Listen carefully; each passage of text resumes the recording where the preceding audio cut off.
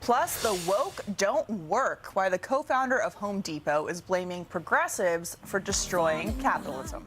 With the student loan bailout, right? Absolutely. Look, this has been a slow march since the 60s with this push for socialism. And the fact is that socialism and capitalism are very different models for government. Socialism has failed at every turn that it has been used.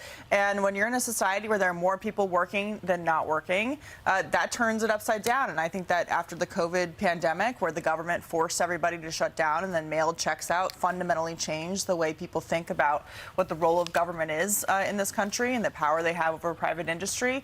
But I will say on the other side, I know a lot of really hardworking people when I go out. Yeah. The United States is hyper-capitalist.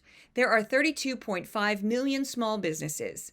58% of Americans own at least one share of stock. Home ownership is at around 65.5%. In actual Soviet-style communism, no one but the state owned property.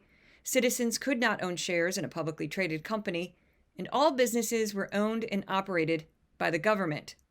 There's also no viable socialist or communist political party in the United States, and even the most radical left-wing members of Congress do not support policies that would lead to a communist takeover of the U.S. government.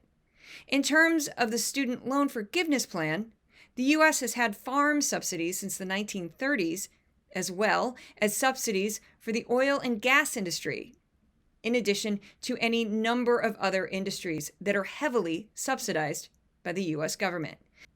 Despite these subsidies, the U.S. still has a free market that is deeply rooted in the fundamentals of capitalism.